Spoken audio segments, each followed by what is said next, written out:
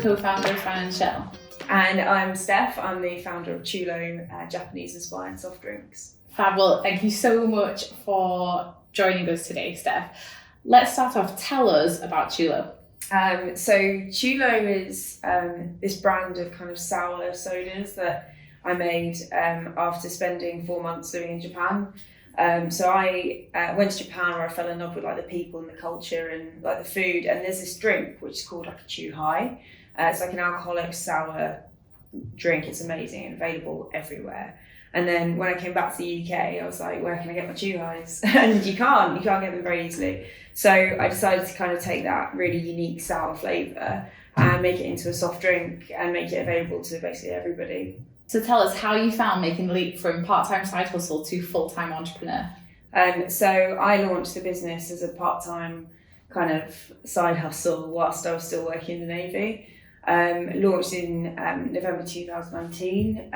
0 out of 10 would recommend launching in a pandemic, but it's all kind of, we launched in 2019 and then within 2 weeks we were on the call with Yo Sushi, Wagamama and Wasabi, like the 3 biggest Japanese food chains, and I'm still working in like Navy recruitment at this time, and I'm like, okay, yeah, cool. I'll get that made and sent to you. And so everything's going brilliantly. I won a bunch of awards for like young entrepreneur, new entrepreneur coming through under 30. And then COVID kind of shut everything down. All the contracts got withdrawn, literally like underneath my feet. And then we basically just shut down for 2 years, pretty much. So donated all the stock we had to the NHS. They had like a Feed the NHS campaign, so we donated all of that. And then I basically carried on working. Yeah, for the first year I worked at the Department of Health doing their PPE logistics emergency supply chain where the military come in and help. And so I did that for about 4 months. That kind of cemented to me, it's like I'm good at logistics, I'm good at working in a non-military environment. So that gave me kind of the confidence to really go for my business. I was also watching what other businesses were doing, which is always really important, is to kind of take lessons from other people. I launched the business again in kind of the summer of 2021 where we started getting our old stockists back. We got a few kind of new contracts coming through. I did filming for a TV series. I had to secure that income, and then once I'd kind of saved enough money, I took that leap. And yeah, I just launched October 21 into Yo Sushi. And their volumes are just incredible, and it led to kind of like quite rapid growth in the company. So actually 2 questions I'd love to ask you. One, when things slowed down in COVID, did you always see that as a pause? Was that always just going to be, I mean, I know there was a lot of uncertainties, but did you always think Chu Lo was here and it's just not the right time, but when it is, I'll go for it? Yeah, so I basically I did strategy for a year. I really like narrowed down on my strategy. So when we started the launch, it's amazing where brands move from your first idea that you have. I was like, we're a Japanese soda, we're going to be sold in every Japanese restaurant in the country. And then you're like, actually, like direct to consumer, we are like a fuel for gamers. Gamers love Japanese kind of cultures and Asian inspiration. It's like, that's what we're providing. And so all of a sudden we've gone down this direct consumer. So we launched on Amazon. This was during the pandemic. And we found like we were getting decent rates of sale on Amazon. And that meant that we were like, okay, cool, there's something in this for gamers. So we're a fuel for gaming. And then once we did that, we found that there's like a whole subsection of like tabletop gaming, which is like the biggest thing you've never heard of. Like there's tabletop gaming cafes and restaurants everywhere. And that's another market. And all of a sudden, like, you can't kind of blinker yourself with your initial idea because it needs to grow. And it's like, if you don't grow, you just become like Blockbuster, really. And you it's so right, because you can strategize all you want, but sometimes you've got to test and see who's buying it and what kind of people are interested in it. And that can fuel wider ideas. My 11-year-old is massively into anime and she loves Chu Lo, and it just represents the culture that she likes. And like I said, by drinking the Kool-Aid, but the Chu Lo, she feels a part of that. Yeah, that's it. It's about building a tribe, and there's loads of really great ways to build a brand from the beginning. Like if you're doing something as a side hustle, like you go into any city centre, there's a market. Like there's like a street market, and it's like those street markets aren't expensive, and the people are very like forgiving and very opinionated. So if you want to test something that's never been seen in the market before, you buy a 50 quid pitch at a local maker's market, and you test your product. Like, all you need is a tablecloth and like a mock-up of what you want to do, and you can just stand there and get people's opinion.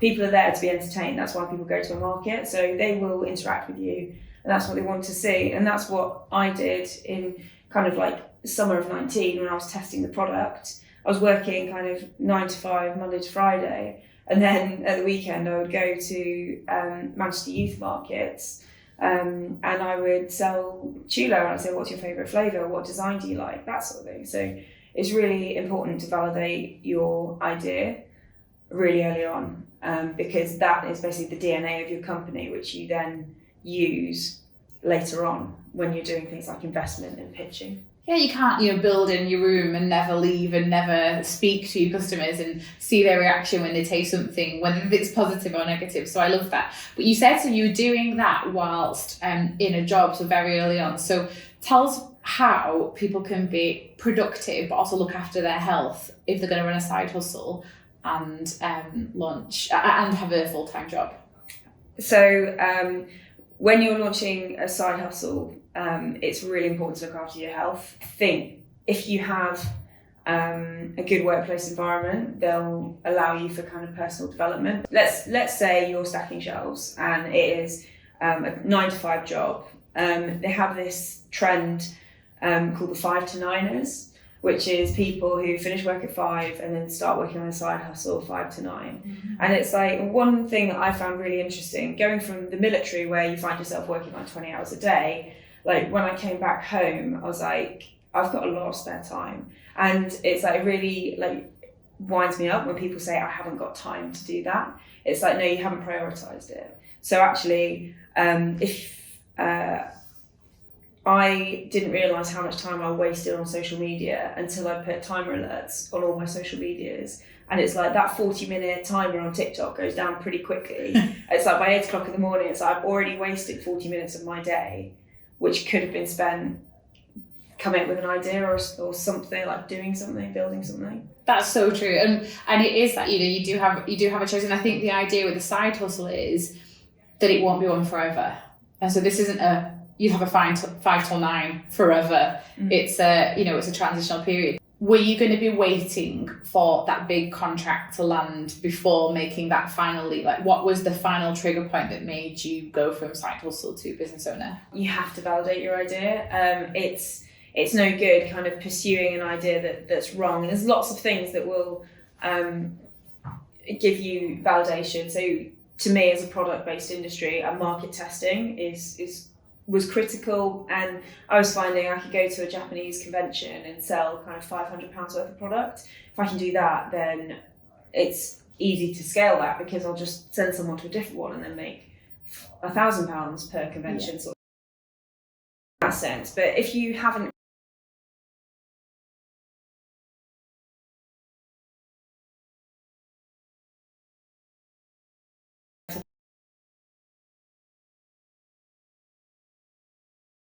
and you put 50 quid into Facebook ads, you can do a poll on Facebook ads and you say, like, if we were to market like you a couch to 5k for financial kind of wellness, would you buy it? Yes, no. Like, people will click it. It's validation. It's validation, and that's the proof of concept, which you can then take to an investor or take to somebody and be like, we are credible. It's like, well, prove to me you're credible. It's like, this is our growth rate on market stalls. This is what people have said about us on Facebook.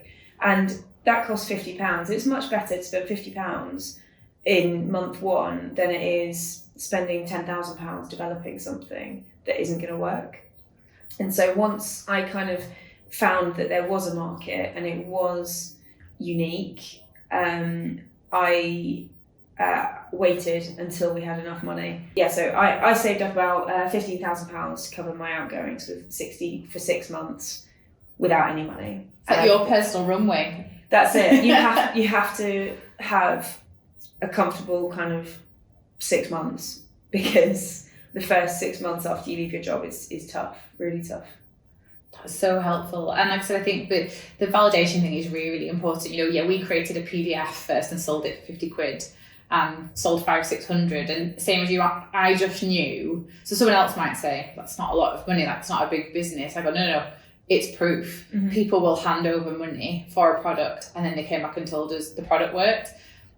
We'll figure out how to scale it later, but that tells me validation, and that can give people the confidence. I think sometimes people spend way too long on an idea and a concept and then possibly build without that validation, or they never get the confidence to make that leap, but they've not done that early testing. So no, that's it's such a great brand story as well. Yeah. I love that you made that into a PDF and now have an app. That's so cool, and I'm actually a subscriber on the app. So, yeah. So how did you find investors for Tulo? So investment is a lot of fun, but it takes up a lot of time. So I was on an accelerator program, which helped you practice your pitch. Okay, so if you looked at my first pitch, it was like so bad, so bad. It was just like what I did on my holidays, basically. Now buy my drinks. And so when I changed from that to a structured pitch,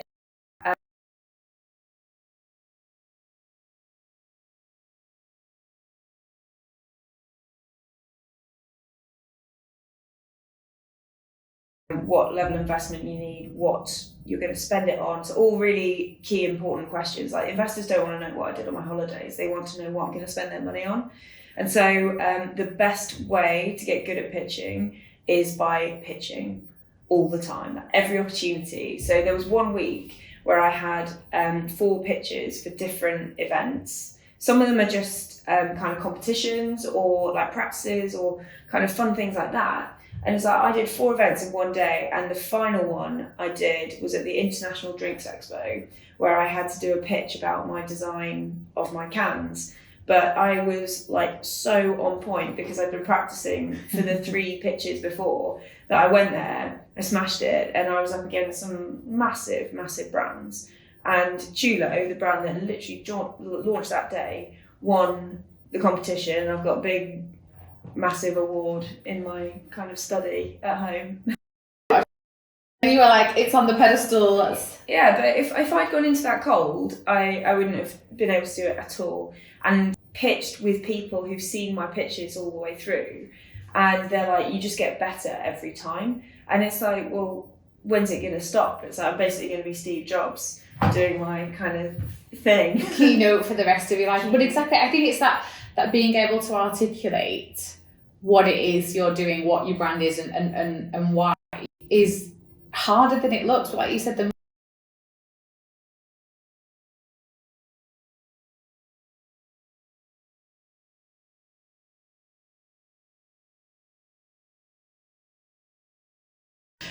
can you articulate what you do, and can you convince them to invest? So if pitching's been a big part of it, how did you take that then to bring investors to the table? It's really important when you're approaching investors that someone can phone you and say, I've got an investor, can you talk to them tomorrow? That you're ready, and you can be like, yeah, no problem, I've got this here. Because what happens when you go for investment, there's lots of different agencies that will help, and there's people that will help find you money, and they'll take a fee. Okay, so for us in Manchester, it's the Growth Company. You've got Fondhead North, you've got kind of Angel Investors of the North. There's kind of female investment. There's so lots of different syndicates up and down the country, aren't there? Yeah. There is a syndicate for everybody. I am convinced there is a syndicate. There's an ex-military one, I think. Like there's loads, absolutely loads. And what you do, you send out an email. They invite you to a competition, and then you pitch. It's not a competition. It's just a roadshow. And the way I did it was I basically lined up all of these things in the same 2 weeks, so that I spent 2 weeks just pitching all the time, like getting better every time and going through.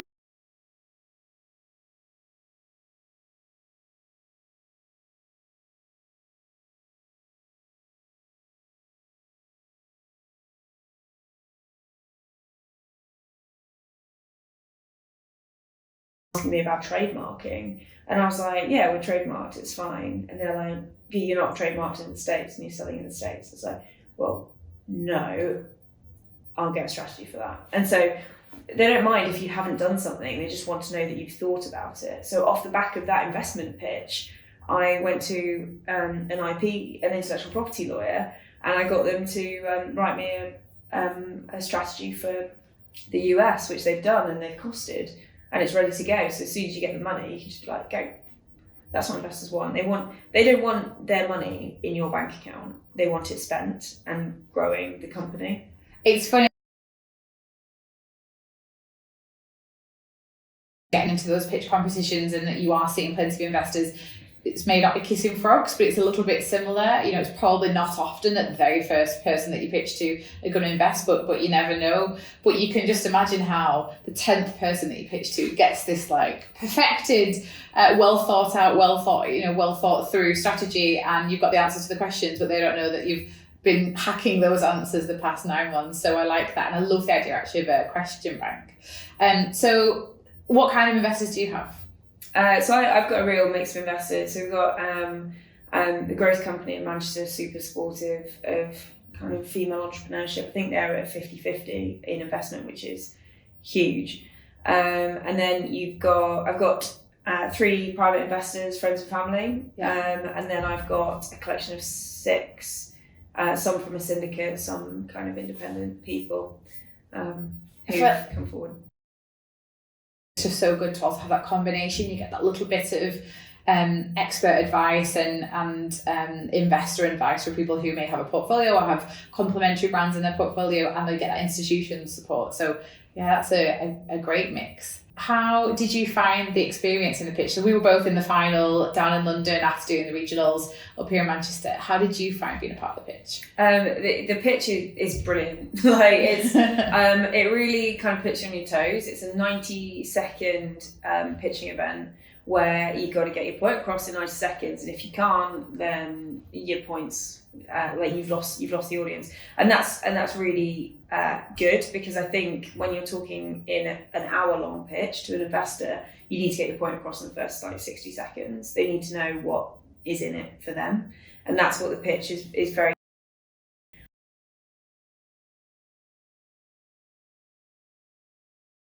So getting it down to 90 seconds is really good for like clarity, and the Q&A.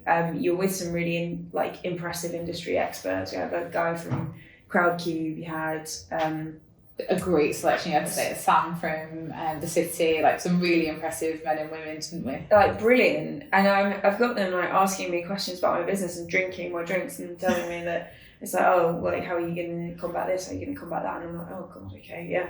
But it's cool because it gives me the confidence to be like, I know this stuff. This is like...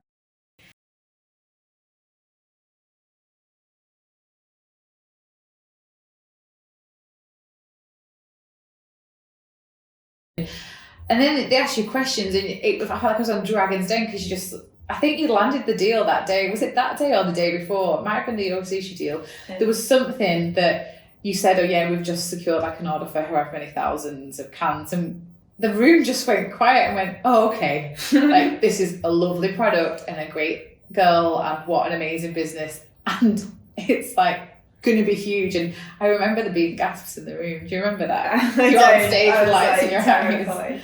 That's the thing, is it's weird with pitching. It's like, it doesn't matter how many times you do it, it's still terrifying. And it's like, I'm attending these events hoping that it's going to get better.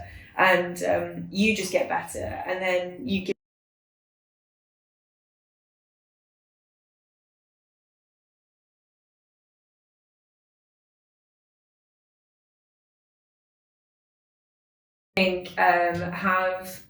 Get your story straight. Having a brand with a knockout story is the difference between someone making a business and someone building a brand.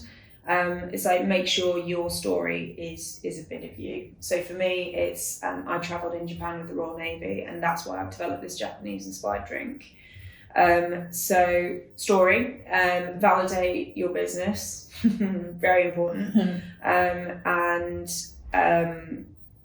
just practice. Like, have confidence, put yourself out there, have no shame, just go for it. So we've actually seen you recently, star of the show on Future Food Stars. Tell us about that experience. So I was one of Gordon Ramsay's Future Food Stars over the summer last year, and it was as chaotic as you can see on TV. No, it was a lot of fun. We were a lot more collaborative and a lot friendlier to each other than plays out on TV. But it's so nice surrounding yourself with people that are in a better position than you, because you kind of bring yourself up. I think it's very tempting to kind of go work in a cafe with other entrepreneurs who are like tapping away doing stuff, but actually you need to be surrounding yourself by the best possible people, and that's what Future Food Stars bought for me. Like, every single one of those entrepreneurs deserve the money, every single one of them is credible, and it's really exciting putting yourself out there on TV, putting your brand out there on TV, and getting shouted out by Gordon Ramsay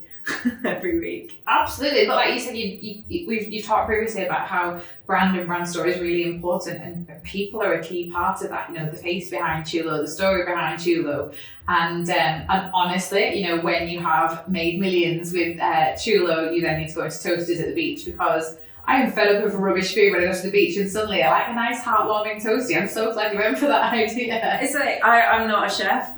When they say Future Food Stars, it's like, well, it includes drinks, there'll be drinks challenges. And so they put me in the drinks challenge, and like we smashed it because I'm a drinks entrepreneur. And it's like, oh, why is Steph taking control of the challenge? It's like, it's drinks. It's drinks, and I'm ex-military, so shut up and do as I say. And you are, you know, credible as building big brands, and part of that is taking control sometimes. Yeah, decisiveness. Okay, that was the key. So anyone going on reality TV, make a decision and stick with your decision, even if it's crap, like making toasties for £8 on the beach. You gotta go. You gotta pick it up and go with it, because there isn't time to change. And it's the same with business. Like, make a decision, stick with it. If it and keep going until it doesn't work. And if it doesn't work, drop it, make another decision and move on. But don't kind of sit in limbo for too long, because you'll waste time and money and energy. Decisiveness. Just go, just do it. Definitely. Yeah. And I think, you know, and some people may say, well, I've got so much time as a founder and I'm trying to set up a business, and you can bury yourself in social media or in traditional PR, but actually doing things like entering the pitch, entering competitions like Future Food Stars, it's a really good use of your time, as long as it's not the only thing you do, because it brings your story to life. So are you definitely glad that you went on Future Food Stars? I'm super glad I went on Future Food Stars, and it's been a really kind of like eye-opening experience, going from literally, like, I was still in the Navy when I filmed it, and I'm now not in the Navy. I look back and I'm like, oh my gosh, is that what I'm like? And so, but what's very nice is that I've got this kind of oxygen for LinkedIn, which the pitch was really good for actually as well. So one of my recommendations to people would be to get on LinkedIn and use that as your network for investors, for kind of pitching out good news. The pitch were really amazing for kind of tagging everyone in every kind of post they did. And so, like, for the month or so between the Manchester final and the London final, I just had like pop-ups every week being like, this person wants to connect with you because they've seen you on the pitch. And that's such a great asset. And things like Future Food Stars bring assets to LinkedIn, which I can put on and be like, this is what I did this week. Yeah. And it's bringing your business to life. I think some people think with LinkedIn, my customer's not there, so we know that people that come from LinkedIn to our product don't convert. Yeah. Because that's not the message we're putting there, but they spend the longest on the website. Mm-hmm. And it's because they want to learn more about you, your story, and, you know, if that all adds up to being why we have a really strong investor cap table, if that adds up to why people approach us for PR and for opportunities, it's worth time. But just because it's not a tangible funnel where you go, oh, you know, 10 people from here came through, actually it's just about showing more about you and what you're doing as a brand. Yeah, and those people have friends and they have children, they have like children at university who are struggling financially. Like, exactly. Yeah. LinkedIn, I think, is the most unused social media. Yeah. For sure. So I read a big stat that so many people are voyeurs. So there's lots of people reading and watching just because they don't protest. People are nervous if it's in a professional setting, but actually There's definitely a niche for carving out, sharing your story and bringing the brand's personality to life. And you know, most people go on LinkedIn in the day to kind of procrastinate from their real life job. So if you put something half interesting, like about a TV show on there or a pitch competition, people are going to read it for sure. Yeah, I think the analytics from the pitch stuff was really like much higher, and to me that was, I'd been on LinkedIn, sure, but I never really shared any content from LinkedIn. But pitch just make it so easy. Yeah. So I don't have to write that. The pitch just let me share it, and then all of a sudden it's like, oh wow, bloody hell, Steph, you did amazing. Yeah. Well, we'll have to see, you know, who this year's finalists are. But they've got a big job to beat those guys. Yeah, I haven't lost yet. Oh, I think that was good. Well, obviously it was good. Great. We did it. Like, we had a great chat. We had a good time.